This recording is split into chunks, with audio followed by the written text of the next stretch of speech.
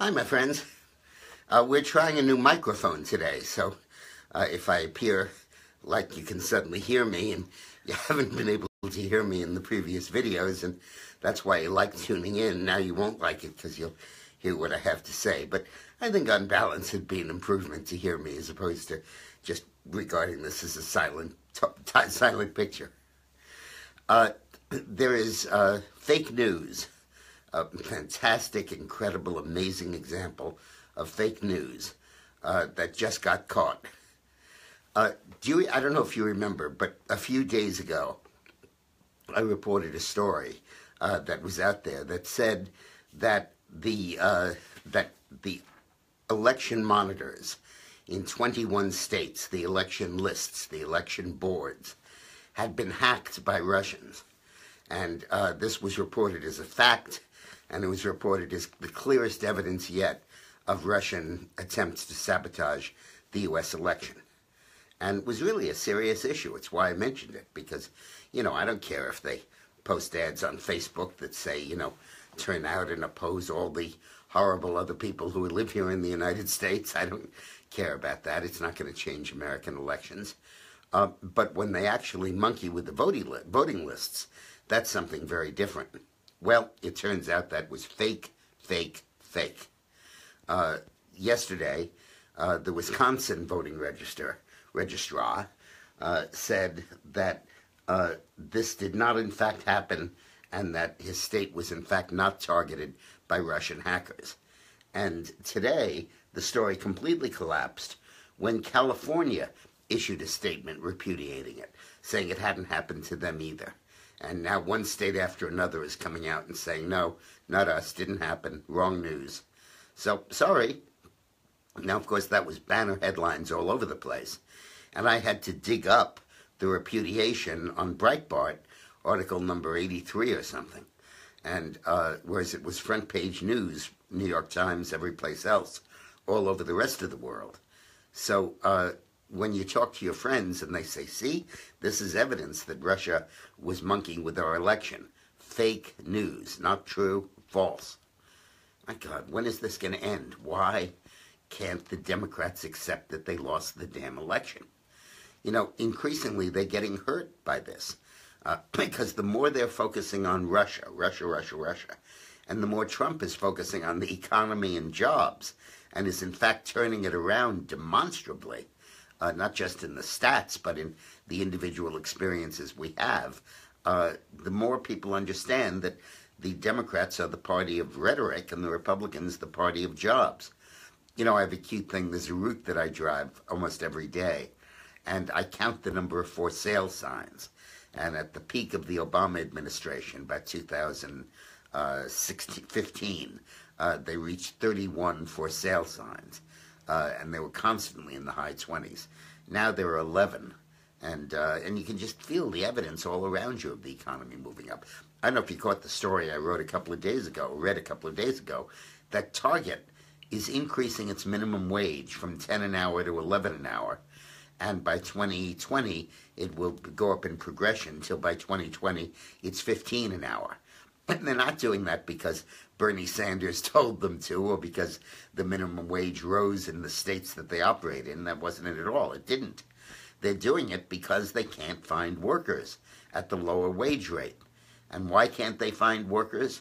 Why is there suddenly a shortage at the down end of the syndrome? Well, that goes to my next story.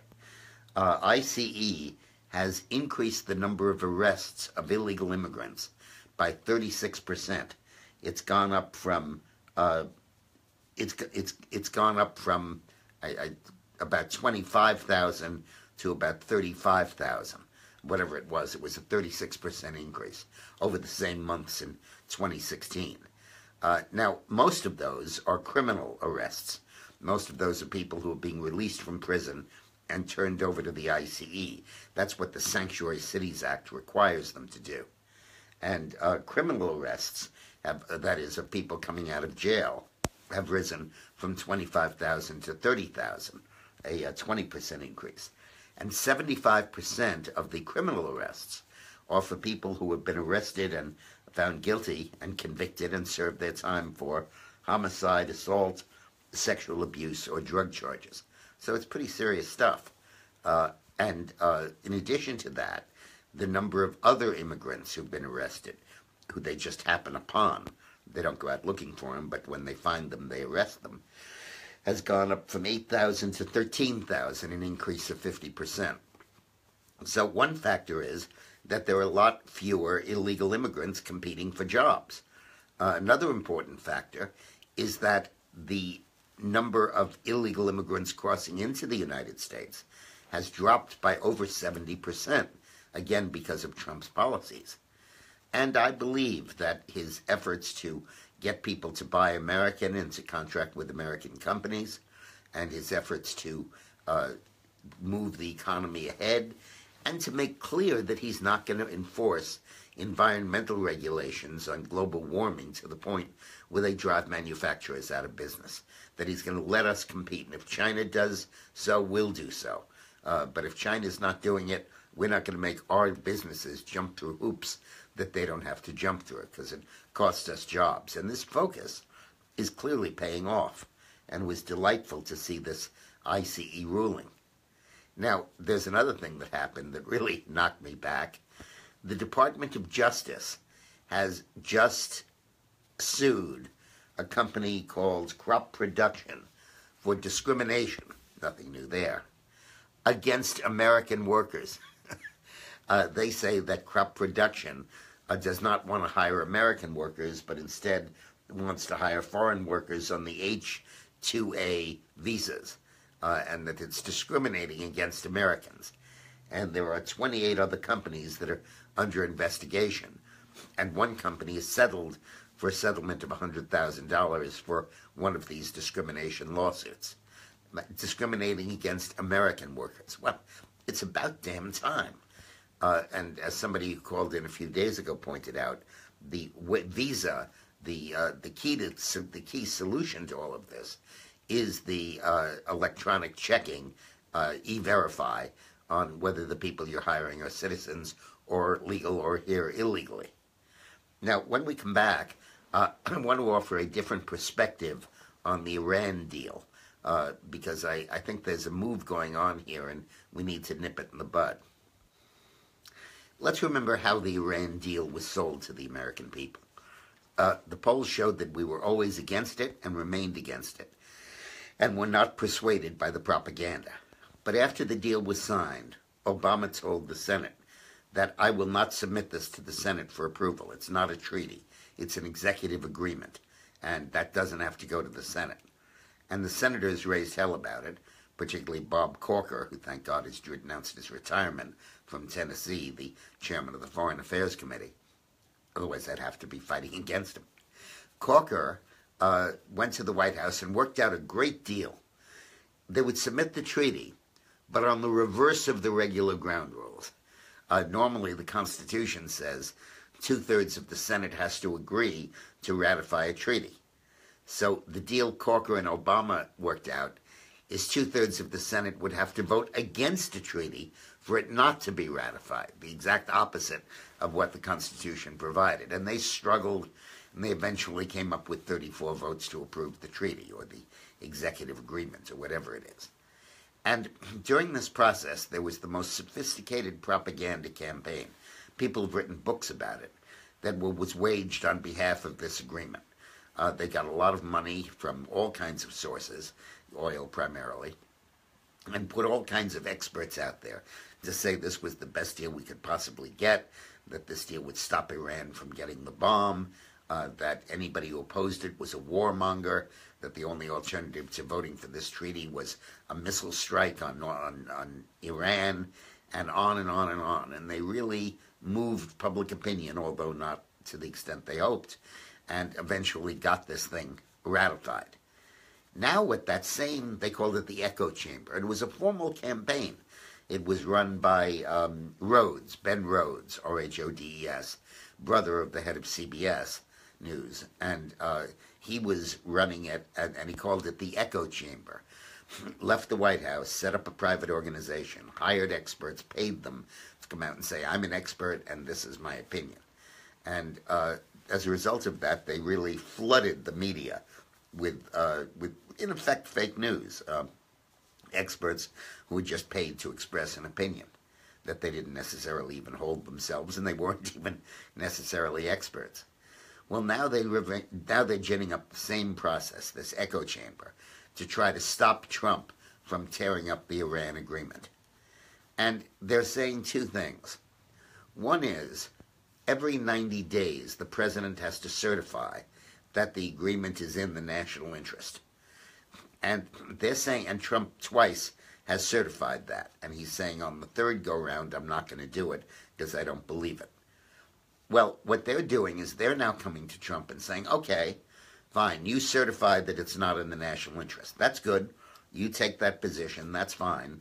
But don't break it. Don't scrap the agreement. Don't nullify it. Just say you think it's against the national interest. And that has no binding power. It doesn't snap back the sanctions. It doesn't eliminate any of the deal that we have with Iran. And they're saying, just please don't announce that you're pulling out of the agreement and that the agreement is no longer valid and that you want the sanctions to snap back in place.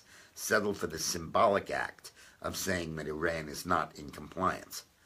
And they're saying that if you don't do that, Iran is just going to go ahead and deal with its weaponry. Iran is just going to go ahead and make bombs and potentially even use them.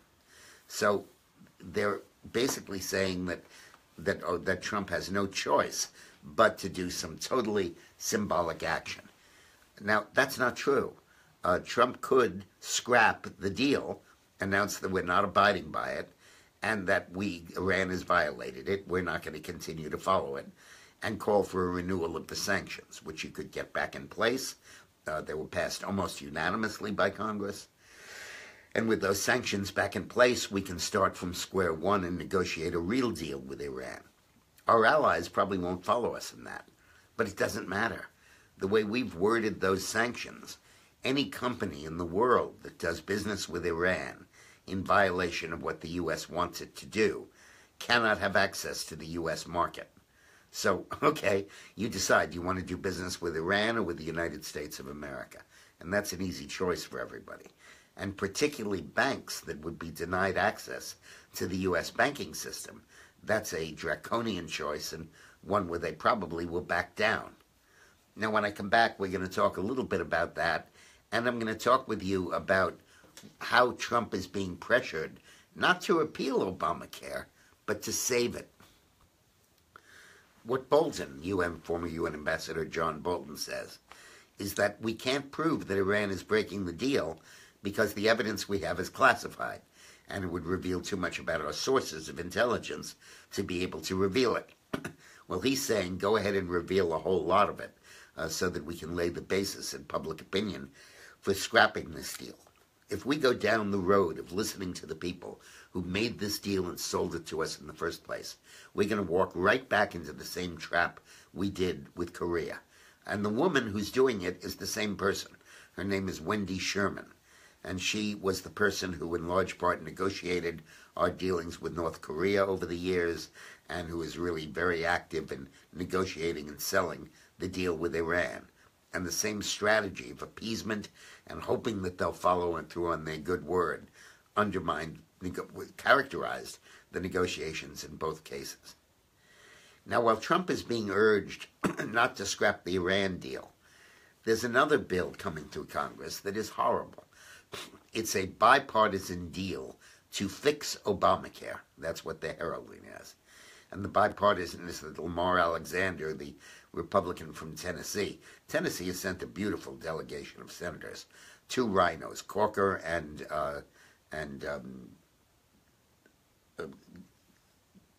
Alexander, Lamar Alexander. And they've absolutely both voted as often with the Democrats as they can get away with. And Alexander has been negotiating with Patty Murray, the very liberal senator from Washington, Democrat, and they've worked out a deal to save Obamacare. We don't want to save Obamacare. We want to get rid of Obamacare. And the deal is essentially that what Trump will do is to pump billions, hundreds of billions of dollars into subsidies to insurance companies to make up their losses on Obamacare. You see, right now, as I've explained, the people who are coming in for Obamacare are older and sicker than anybody else. And as a result, the premiums to cover them are very high. And it drives up the premiums for everybody. And many people, young and healthy in particular, are saying, I don't want that. I'm not going to go into Obamacare. I'm going to stay out. And that has a reinforcing effect, a vicious cycle, and just continues to drive up those premiums. Well, what Lamar Alexander and Patty Murray want is for us to subsidize the insurance companies. They call it cost sharing, so that they can hold down the premiums, so that they can cut them for people.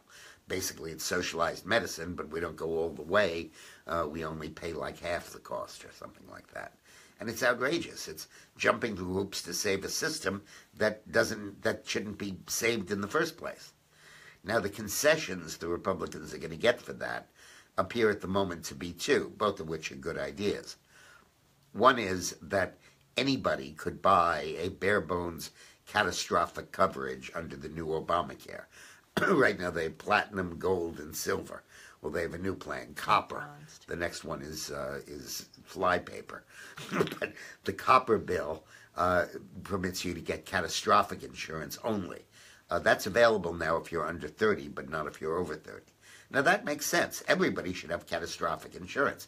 You don't know if you're getting hit by a bus or get a heart attack or get cancer. You have a stroke. You don't know that. And a catastrophic policy covers that. But it doesn't cover the daily, regular medical expenses that cost so much to be covered. And the second provision, which also is a pretty good one, permits the states to ask to waive the required list of services that you have in Obamacare, the 10 things you have to cover, like maternity benefits and psychological counseling and addiction therapy. And the states can ask, please, don't make us cover that whole list. And the feds can grant those. Now, those are two pretty good provisions, but they are not worth subsidizing and saving this monstrosity called Obamacare. They are just not worth doing it. And by the way, while we're being all equitable and nice, we have 12 million people who are covered by Obamacare. We have 151 million people who are covered by employer insurance. And that's contributory. The average contribution is $5,000 a year to be covered by those policies. $5,000 a month, a year. I think it's a year. Yeah, it's a year to be covered by those policies. And how about subsidizing them? If we start handing out subsidies, they're more deserving, and there are 10 times as many of them. Anyway, this is a rotten, lousy, terrible, awful bill. And it'll prolong Obamacare, and it'll make sure that it's much more expensive, and that we are going to have to pay the tab for it. So I'm going to be ranting and raving about the Lamar Alexander, Patty Murray bipartisan health insurance deal, a deal made in hell. Now, when we come, I'm sorry. Oh, Michelle Pokipala says, it's rumored that Trump will lower the restrictions on the ability to sell health insurance across state lines. What are your thoughts? I think he will. I haven't seen it done yet, but I hope it is, and he advocated that. Okay. And Kathy Schultz-Chapman wants to know, how does the DNC have the right to not let their servers be investigated? Why can't they be forced? They can. They should. They ought to have been. And that's part of a broad category of questions that I really want to get an answer to, which is let's bring the FBI back into the government. No, let's bring the FBI back into the government. Right now, the FBI decides it won't look at the servers, the DNC. It won't comply with the FOI requests about Hillary's emails, all this series of things. It won't answer questions about when it got the dossier, about whether it paid Steele to amass the dossier. Won't. Well, you're part of the United States government, FBI, and I know that you're entitled to a certain amount of independence, but for God's sakes, we're the people and we're in charge, and we want you to comply with these regulations. And Charlotte Claunch Hall, this is a new name I've not heard, she says, it's being announced that the GDP is the highest quarter in 2 years. Did Obama ever hit over 3% GDP in his terms in office? Obama did for about 2 or 3 of his 4 of his 8 of his 32 quarters. That's how they measure it, over 8 years, 4 quarters a year. 2 years ago was his last. But when he hit it, it was like a spike. It wasn't a progression that went up and then up and up, and as such, it fell right back down again. The actual stat, by the way, is 3.1%. I love that 0.1. And I hope it continues. And this is emblematic of this wonderful recovery that Trump has brought with him. Darlene Meyer Rubin wants to know, where are we going with these teams and now children's teams refusing to stand for the flag and the anthem? Well, Darlene, we've got some progress on that. First, the Pittsburgh Steelers, the football team out of Pittsburgh, has announced that they will stand during the national anthem. All of them refused to in last Sunday's games. And I think that's influenced by the fact that the NFL ratings are down by at least 15 and maybe as much as 25% on television. And the unfavorability of the NFL has doubled the number of people who have an unfavorable view of the NFL because of this. And I think that they're caving. I think they're cracking. And I think they're all going to ultimately come around. This is a statement by Maurkice Pouncey, who said his team would be standing together Sunday in Baltimore. I promise you one thing. This week we'll all be standing out there for the national anthem. Trust me. Well, good. Good for you. Welcome in from the cold. Now, I want to repeat that if this were a protest over something specific, if Trayvon Martin were killed, and you wanted to protest the idea of defend your own turf and your home as your castle and allowing that shooting to be legitimized, okay, it's a right of protest. I may not agree with it, but it's appropriate. But to protest against America, against the flag, I mean, that is just outrageous. Now, when we come back, I want to talk to you about something that was really buried in the news. Nobody covered it. Nobody mentioned it.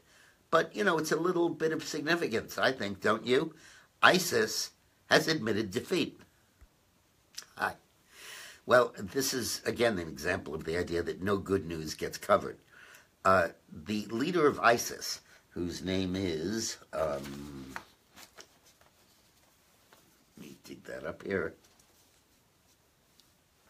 His name is Abu Bakr al-Baghdadi. Baghdadi, that's pretty good. It's a mouthful. Yeah, well, Baghdadi, it's from like Benghazi. Yeah. Okay.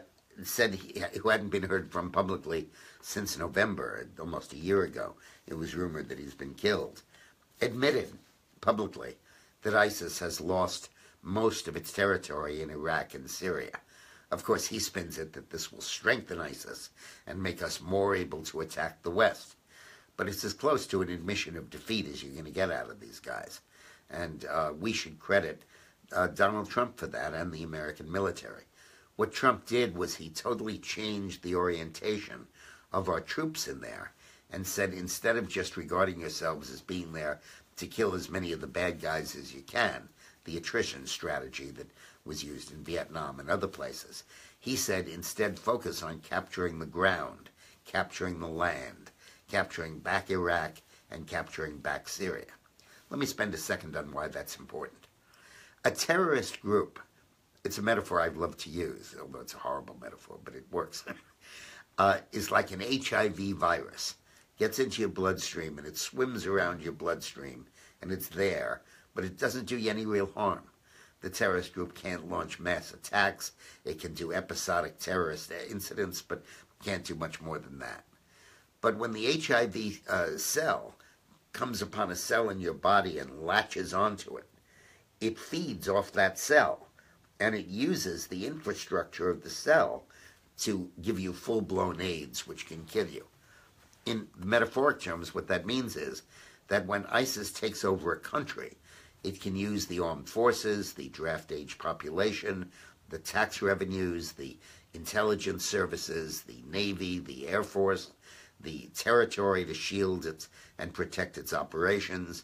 It can use its intelligence gathering. It can use all that stuff to protect itself and to give it the gravitas and the heft that it needs for major terror attacks, like the invasion of ISIS to begin with, or the World Trade Center. But when you deny it a country, it can't have that. It remains kind of a terrorist band. And that was the experience in Afghanistan, in Somalia, now in Iraq, and now in Syria. Obama missed that point entirely. But Trump understands it and is proving very effective. I repeat, No terror attacks on U.S. soil since he took office. Well, little Jack Pearson Hey, is Jack. with his mom, and he wants to know, well, he says, my school has us say the Pledge of Allegiance and our national anthem every day. We aren't forced to, but everyone, even when a child was in a cast, stands and puts their right hands over their hearts. We love our country, he says. Good. Well, that's great. And the reason that's important is that otherwise you just take it for granted. I mean, is there any other minute of the day where you say thanks? That's why many people say grace at meals, or many people go to church. It's a time you carve out to pay remembrance to your country, your God, your family, and the whole bit. So you keep doing that. Now, President Trump's approval rating is now up to 45% in Rasmussen. It had gotten as low as 37. And he's doing much better. He's really moving up. And like I said, this is the answer to Russiagate. Nobody with a 60% approval rating ever gets impeached. It can't happen politically. And Trump is well on his way to that kind of a rebound. Now, there was a very important vote in the Senate today in the Budget Committee. They approved a budget framework for next year that includes the money for the tax cut, the huge tax cuts that Trump is proposing. It's in there now, and that's terrific. And the senators are admitting that in the short term, using the scoring of the Congressional Budget Office, which is not dynamic scoring, I'll explain that in a minute, there will be a short-term increase in the deficit. By dynamic scoring, I mean they are not allowed to say, okay, on the surface, this tax cut is going to create a $1.5 trillion deficit, but it will also stimulate the economy. And the economic stimulation will replace first some, then a lot, and ultimately all, and ultimately more than all of the revenue that you're losing. So it won't be a permanent deficit. That's called dynamic scoring, and they're not allowed to do those kind of projections, although it's technically very feasible to be pretty accurate in that stuff. And I believe that that's a shortcoming. But thank goodness that the Senate has now carved out that money and allocated it for a tax cut.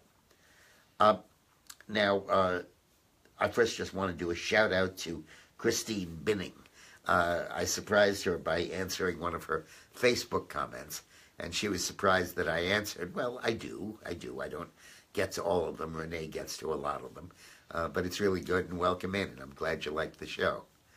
I also just want to mention the selfie of the day is from Sherry Early.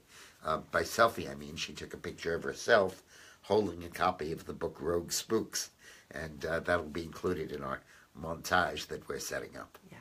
Now, it's Friday, isn't it? It sure is. It sure is. So it's time for my Winston Churchill quote. Do I have anything else here? No, I'm good. Good. We are the third most watched Facebook live stream in the world right now. Good. So that's good. Pardon my nasality. I have horrible allergies I'm suffering from. And I don't know if Winston had allergies when he did his accent, but I'll assume that he did, and I'll attempt to imitate him. During the war, Churchill was invited to Canada, and he went to the National Parliament there and addressed them. And he said, Adolf Hitler, Herr Hitler, vowed that he would wring our neck like a chicken. Some chicken, some neck. Great. Oh boy, this is great. Thanks a lot. I'll see you all on Monday. Have a nice Have a great weekend. weekend.